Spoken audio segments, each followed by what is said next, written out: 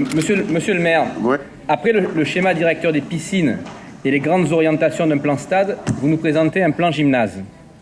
Mon collègue Pascal Chamassian, vous avez posé des questions précises sur le plan piscine sans obtenir de réponse de votre part.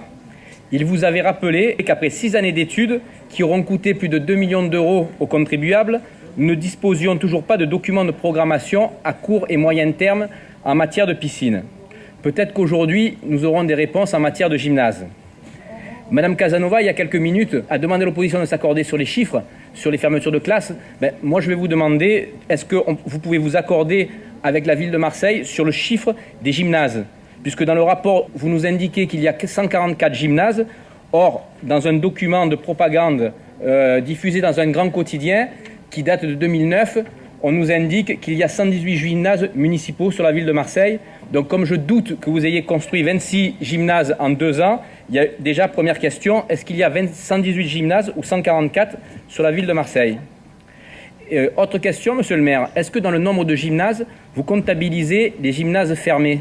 Puisque dans le seul 13-14, nous avons 3 gymnases fermés depuis plusieurs années, dont 2 en raison de leur vétusté ou de la présence d'amiante.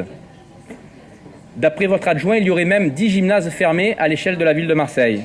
Madame Galli et monsieur Ossépian auraient pu vous interpeller à ce sujet lors de la récente réunion de programmation avec les maires de secteur, mais je crois que monsieur le maire, vous étiez occupé ailleurs lors de cette réunion annuelle de programmation. Concernant votre constat sur le déficit de gymnase au niveau des arrondissements du centre-ville, nous le partageons. Par contre, justifier le sous-équipement de certains arrondissements par une règle de 3 comptabilisant le nombre de gymnases par habitant est tout simplement grotesque. Monsieur le maire, de conseil municipal à conseil municipal, vous nous expliquez que Marseille est une et indivisible. Alors dommage que vous n'ayez pas eu ce raisonnement en matière d'affectation de policiers municipaux ou de police des parcs dans les 11e, 12e, 13e, 14e, 15e et 16 arrondissements. Vous avez ce raisonnement pour les équipements, pour les gymnases et vous ne l'avez pas pour les autres politiques publiques.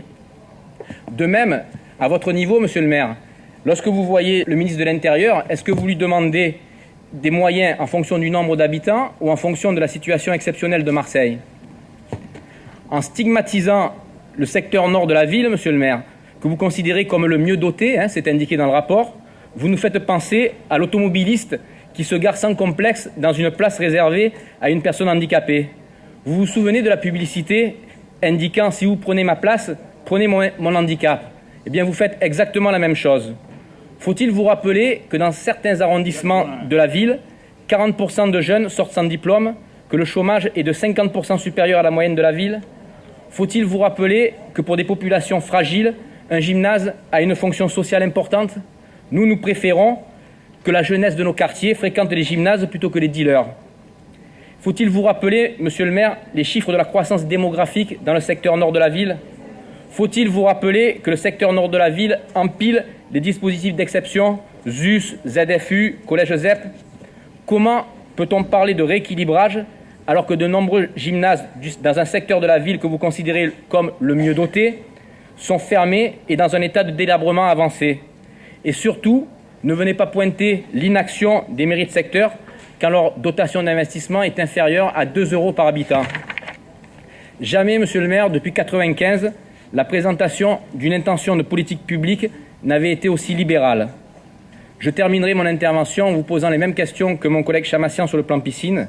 Quand disposerons-nous d'un document chiffré avec un calendrier précis concrétisant à court et moyen terme les déclarations d'intention décrites de ce rapport ?